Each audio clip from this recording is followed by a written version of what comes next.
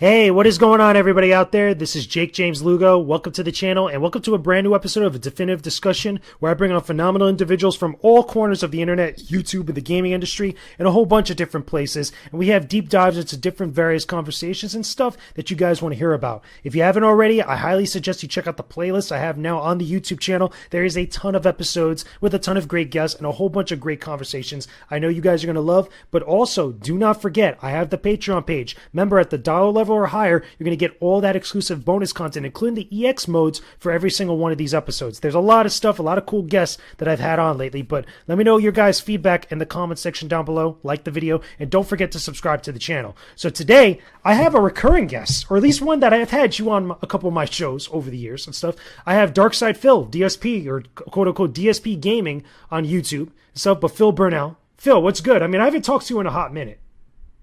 Yeah, it's been a while. Been super duper busy with keeping up everything with my full-time streaming. Which is cool, and congrats, which is dope. You know, a lot of people out here now on YouTube in general, some of them get into streaming, they're in it for a while, but they're not like, you know, they don't last a long time. And I know I've been a fan, or at least I've followed you for years. I think now almost as long as my career has been in the games industry, which is going close to about 10 years now, if I'm correct, right? Yeah. All right. My first game coverage uploads to YouTube started actually in late 2008. So, yeah, I've pretty much been doing ongoing game coverage for almost 12 years now. We're getting there. Yeah, so I'm just under that because I just hit my 10-year mark in the industry as of January. So, and I followed you a little bit after you just started, which I followed a lot of your Super Street Fighter 2 Turbo or Super Street Fighter 2 HD remix videos. That's where I first discovered you. So, and I think also I'm pretty sure I could claim fame to this, that I was your first interview on YouTube. Or at least one that covered like YouTube stuff specifically. Because I remember you and me talking on my old YouTube channel. I'm pretty sure about that, right? That's very, very likely because we've known each other for quite some time. I wouldn't be surprised if that's the case. Because I know you've been on a couple other shows and stuff, but everybody seems to have skipped over the couple interviews that we've done and stuff. I'm like, yo, like what the hell? You know what I'm saying? It's like, it's crazy. But the reason why I brought you on today, okay, is because we're going to talk about some stuff. And again, we're going to do an EX mode later on for everybody that subs to the Patreon page. So make sure you guys are looking out for that. If you haven't already subbed, make sure that you do. But I want to talk with you about, obviously, we got the pandemic going on, which at the time that we're recording this is at the end of April. And there's been a lot of stuff that's happened. There's even stuff that happened near my house this morning. So it's been absolutely insane. But, you know, what's weird about this is that you've been streaming still. Everybody's at home right now. Everybody's checking out stuff on Twitch. Everybody's checking out stuff on YouTube and such. And you've been putting out content, I think it's every day now, correct? Yeah, at least 6 days a week full time. Yes. So tell me, what has that been like for you? Because now, obviously, you've been doing that for a while, even before this pandemic stuff started. What is streaming life like for you right now with everything going on with the pandemic, with the isolation, the lockdown for a lot of people? Well, you know, surprisingly enough, being that this is my full-time occupation, you know, I don't have another job outside of streaming. It really hasn't changed my lifestyle that much. You know, I was around doing these full-time streams way before the pandemic. You know, this is actually my third anniversary just recently of being a full-time streamer. Before that, I was a full-time YouTuber, and then I transitioned over about 3 years ago. Yeah. But really, not much has changed in regards to like my schedule. But what I've definitely noticed is I have a sharp increase in attendance on my streams. A lot more people are here live because I also archive my streams over on YouTube on my very long-standing channel, DSP Gaming. So if people can't watch it live, they can always catch it on demand afterward. And what I've noticed is not necessarily a decline of views on the YouTube channel, but an actual spike in attendance on the in-person streams because everyone's stuck at home right now. When you're live, right? When you're live. Exactly. Now, I do not archive my stuff on Twitch. That's right. When I'm live, more people are watching live now. And also, I mean, being very honest, an increase in contributions on the streams because I think the feeling that a lot of people now are here, they're in person, they want someone who, number one, has consistency. You know, right now, The thing that we all have is a really big interruption in all of our lives of how we normally do things.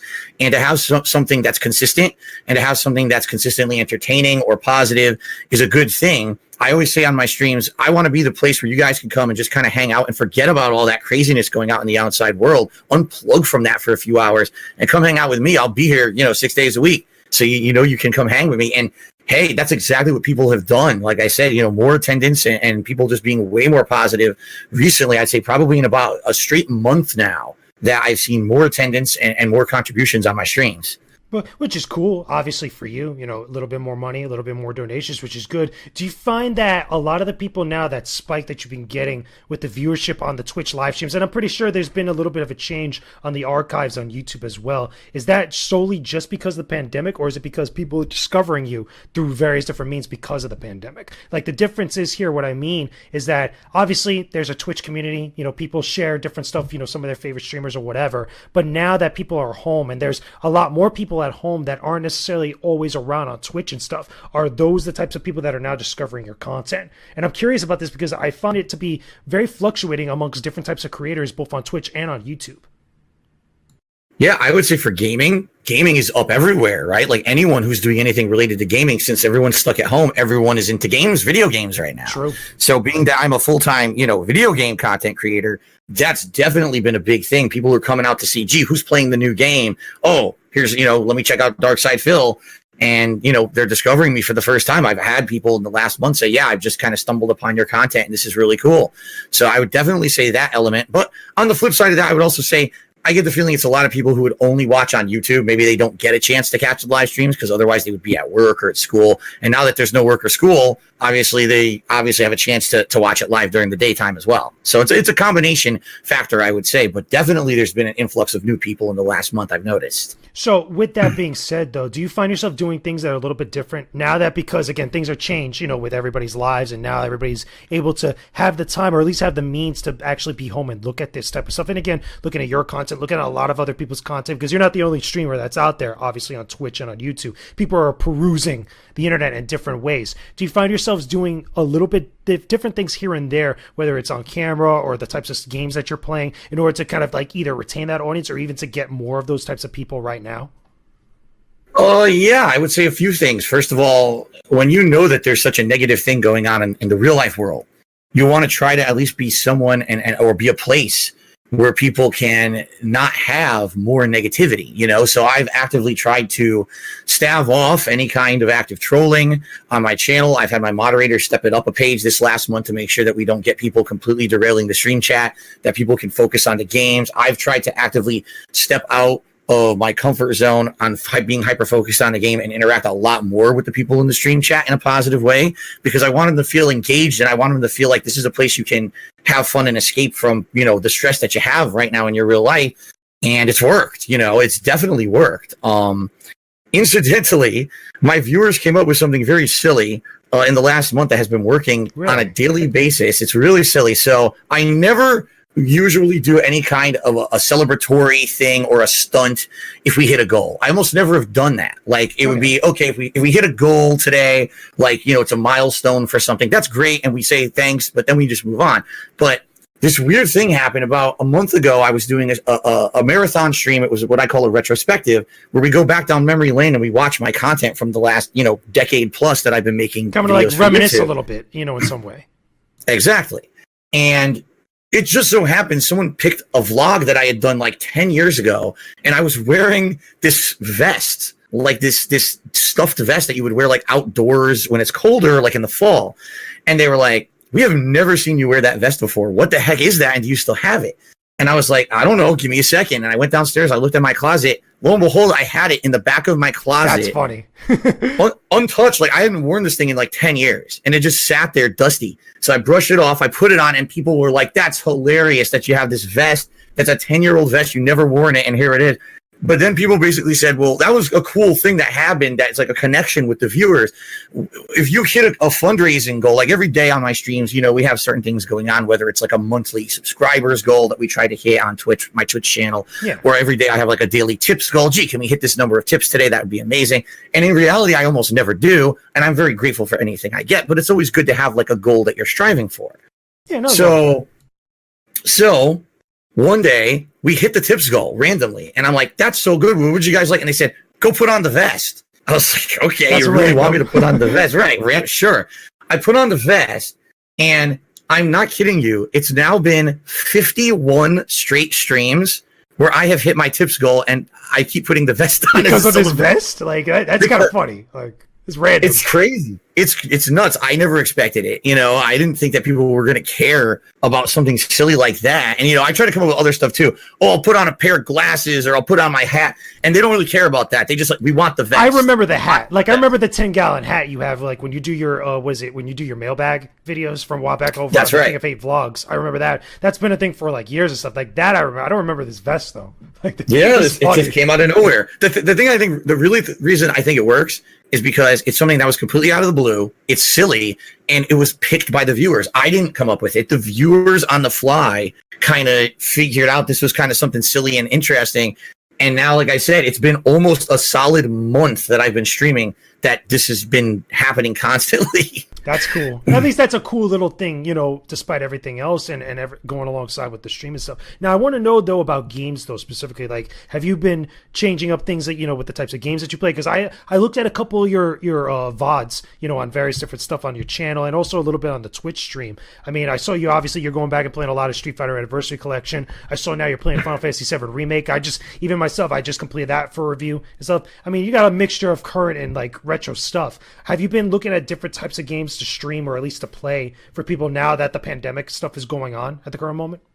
Well, the thing right now is, for a lot of people like myself who are full-time content creators, the future is very uncertain because we had a lineup of games that were coming out in the next few months that at this point, because of the pandemic, it looks like exactly. We don't know what's going to happen. We know The Last of Us 2 is now Cyberpunk, indefinite. Big one.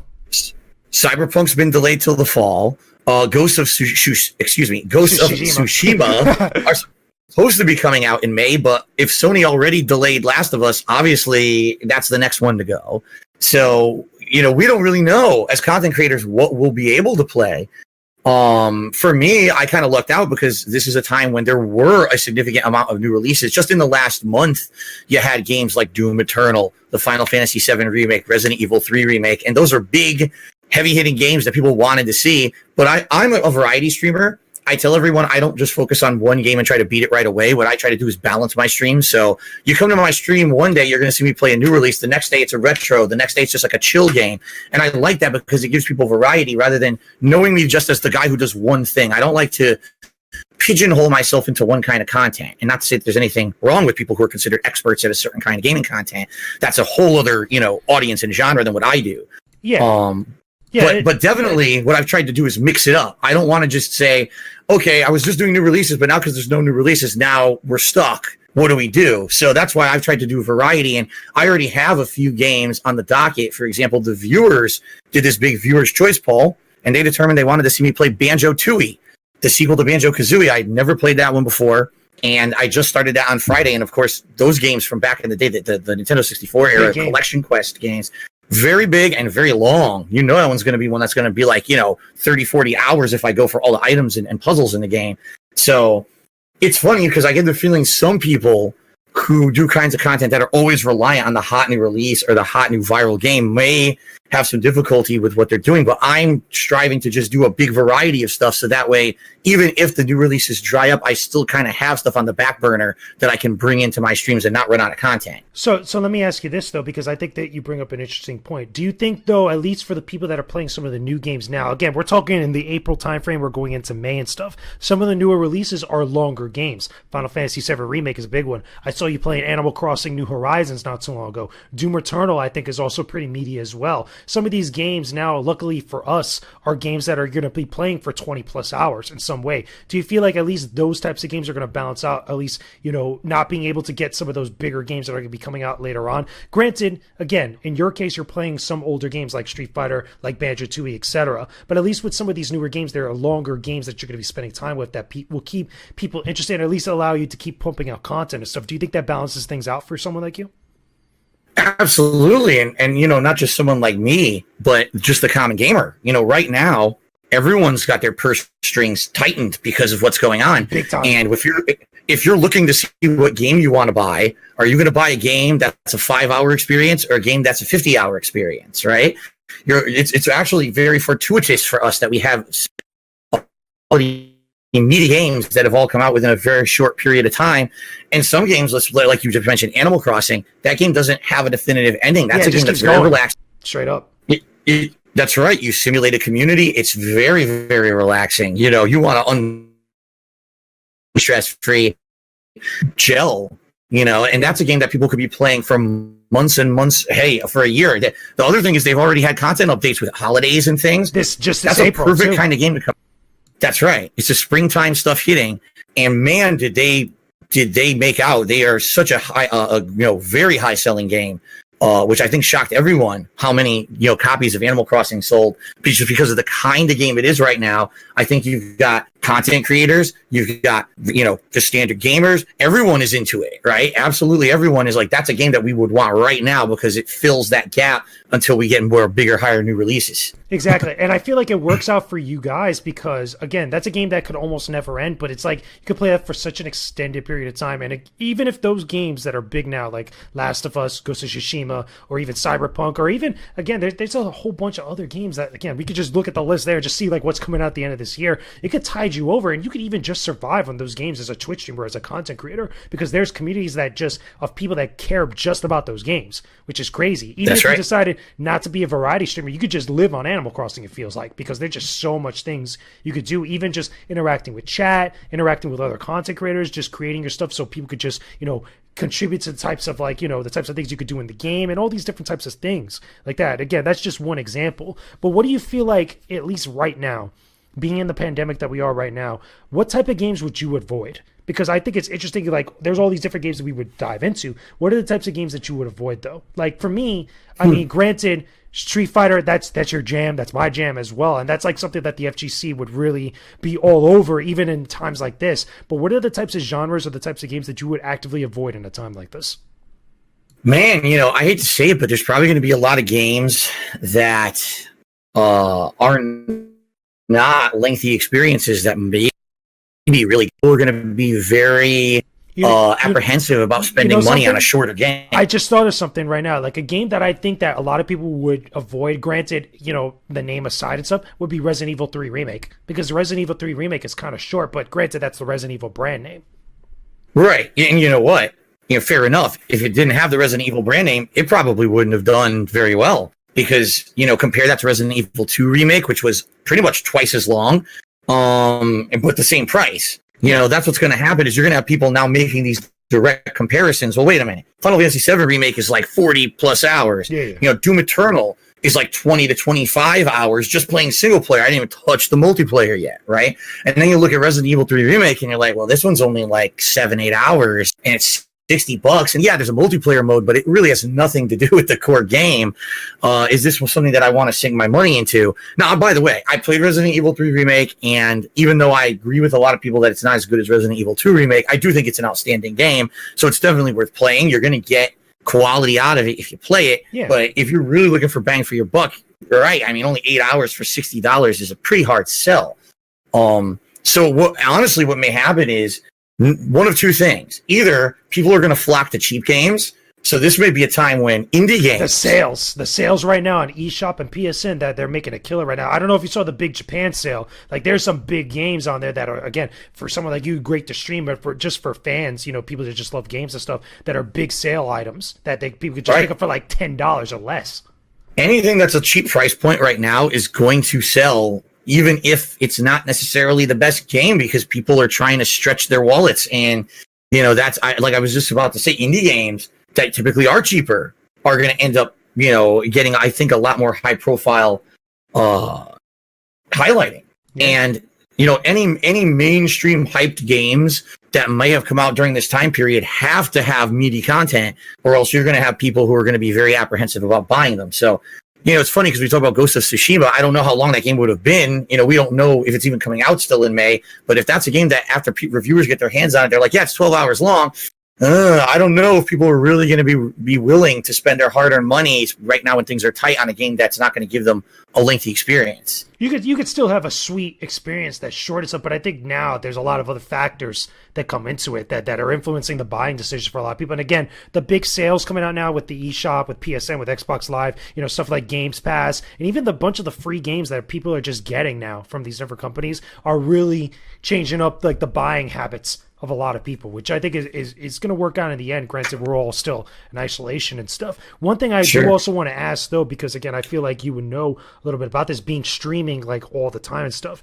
What do you feel like, at least in your opinion, is the toughest thing when it comes to streaming at a time like this? Because granted, like you said before, you've already been streaming from home for, for the longest now at this point. But now that things are a little bit changing up and things are a little bit kind of like, shifting in the landscape for streamers and for content creators now during this pandemic, what is the most difficult thing, at least for you right now, to do with your own content? Oh, it's a good question. I would say there's actually two distinct things that I kind of have to focus on. And the first is understanding that my streams are a place where people are coming to kind of escape the stress of real life. Yeah. I can't make my stream a political soapbox. I can't make my stream. That's the thing right now for everybody. Like, everybody's got to deal with that because that's like so rampant. Right. Everyone is all political about what's going on in the world and what should have been done, what can be done. And I don't want that to happen on my stream. I don't want people to start getting all arguing about, the implications of politics. Or, I'll be honest, do I ban talk about the coronavirus on my streams? No, I don't. But at the same time, I make it known right before every stream I do. Like, listen, a lot of people are really messed up and stressed out right now. We're in a bad way. Does it get bad right now, like with that? Because I know in some streams that I've seen from other creators and stuff, it could get pretty bad. And sometimes they'll use like bots and stuff, or even they'll just let it be because like it's so rampant. The thing is, like I said, I definitely don't want to ban discussion. It's the biggest thing going on in the world right now. You can't ban outright discussion. You can't ignore it. Exactly. It's everywhere. But at the same time, that's kind of my point, is it's already everywhere. It's not like there's a single person who's been living in a cave who came out and said, what's this? Everyone knows what's happening. So I don't want my gameplay stream that's supposed to be an escape for people to then become, let's just talk about this all day. And I tell my viewers right up front, I'm okay if we want to talk about it, but understand I'm not going to personally derail my stream talking about it the whole stream. If we want to touch upon it once or twice during the gameplay, great. But please, let's not have giant discussions half of my stream about it, because there are people who are just trying to chill out. And if you come to a stream, you start hearing about it, you're going to stress out, right? It's the opposite of what you're going to a gameplay stream for. So let me ask you this then. Like, have you ever thought about maybe at one point doing something like that? Because every once in a while, like maybe it's good, maybe one day or one stream to maybe at least, have that. Or at least I've seen some people at least, engage in that type of stuff. But at least in your case, would you ever think about something like that? What was that again? Because you actually cut out when you said that. No, what I said is that did you ever think of it maybe at one point, maybe having a stream where you do allow that type of talk like that? Or maybe, maybe not so much like an Ask the King type of video, because I know you put that up on one of your channels and stuff, but like just a stream where you're just like, okay, let's just talk about what's going on right now. It'd be that little cathartic experience. Right. And you know what? What I do is every major stream that I do in the morning, I have a segment before we get to gameplay where we just talk. I actually do this every day to make sure that if we have hot topics or anyone wants to talk about stuff, we can get out of the way. So that way when I get to gameplay, I still want to interact with my audience. But if there was any burning questions or anything that people wanted to talk about, we could get that out of the way beforehand. And that's really why I do that, so that we can focus on the games. But yeah, I would say Ask the King, which is my Q&A show, is coming up this week. And incidentally, I get the feeling I'm going to get a lot of questions on that show about, worldwide pandemic and all kinds of stuff there. And that's really why I would try to at least hone in on a topic and give an intelligent answer. It's very hard when you're trying to play a game to juggle that with an intelligent answer, especially when there's some people who are hanging out with you every day. Exactly. Imagine right now I'm playing Neo 2. Very difficult game. I do not wish that on anybody, because I had to write the guide on Neo for IGN, and like that's tough. Like, oh my god. Yeah, you die with 1 to 2 hits for most of the game. Yeah, I really want to be now trying to give you an honest, intelligent, and mature answer about something serious when I'm getting slaughtered by these demons every 2 seconds. Exactly. That's crazy. Following along with your question, the other half of the thing here is that during this whole pandemic, even though I've been incredibly lucky to have this vest streak, as I call it, happen, as silly as it is, I don't want to be constantly talking about income and money, because I realize I'm one of the luckier people on this planet. I get to work, I get to work from home while a lot of people are out of their jobs. A lot of people sent home right now. Exactly. And they can't make any money. So how ridiculously selfish would it be for me to now be talking to people about money and, you better step up and contribute? That'd be ridiculous. I've seen that on some streams, and I think it sometimes could be very obnoxious. Like, again, with different types of streamers out there that are doing that so blatantly out in the open. You've seen that a lot in like different news sources and stuff. I think that now a little bit of like, reading the room could go a little bit further with some people like that. Because that's right. Again, everybody right now is just dealing with some shit, and it could be a little bit frustrating for some people. For me, my philosophy when I stream these days is, I've been around the block. I've seen every aspect of raising funds while you're creating content. And for me, the most successful formula is do your thing, make something that's positive and fun. And as long as other people feel that what you're making is positive and fun, you're going to get that support. It's going to naturally come. Harping on that is not going to help. In fact, a lot of times harping on, oh man, things are slow today. That's going to have the opposite effect. That's going to turn off your viewing audience. And especially during a worldwide pandemic, when a lot of people do not have money, doing that is just so off base from what you should be doing as a content creator. Definitely. I think that, again, that's very, very true for a lot of, and I think that a lot of creators tend to forget that sometimes, especially getting caught up in the whole crazy flare of everything and stuff. But Phil, thank you so much for chatting up with me on this episode of Definitive Discussion. You know, there's always a trip because, again, we don't talk as much. Again, we haven't talked in like mad long and stuff. So this is a cool treat for me or whatnot. But you're on the socials, right? Where can everybody find you? At They Call Me DSP on Twitter. My Twitch account is twitch.tv/DarksydePhil. And on YouTube, youtube.com/DSP Gaming. So definitely go check that stuff out, guys. There'll be links in the description box below. Go send them some owl hugs if you're listening to this episode, because we like sending owl hugs to people just randomly, just because, and stuff for Squirtle Squad emotes and gifts and stuff. Right before, because I know me and you are going to talk a little bit more on EX mode, but right now, what is some other stuff that you're working on right now? Like what games are you streaming at the current moment that are coming up soon? Oh, I am juggling currently Final Fantasy VII Remake, Neo 2, and I just started Banjo-Tooie. I'm doing a lot of what I consider more chill late-night streams, such as Animal Crossing, Minecraft, and Elder Scrolls 3 Morrowind. So a big variety of stuff. Yes. And coming up, my viewers, again, during another Viewers' Choice event poll, actually said I should play a game that I missed out on last year because I didn't really know much about the franchise, even though it's one of the biggest franchises that I believe Nintendo has right now, Fire Emblem. Oh, you never played a Fire Emblem game? Oh, you're going to have so much fun. Yeah. So that's going to be exciting. Fire Emblem Three Houses. Yeah, Fire Emblem Three Houses is the next kind of game on my agenda. And then after that, there's so much else that's been going on. I believe that there's actually a Dragon Ball Z Kakarot DLC that covers Dragon Ball Super. That's going to be coming out this coming week. And there's a few odds and ends I've missed out on that I may be playing.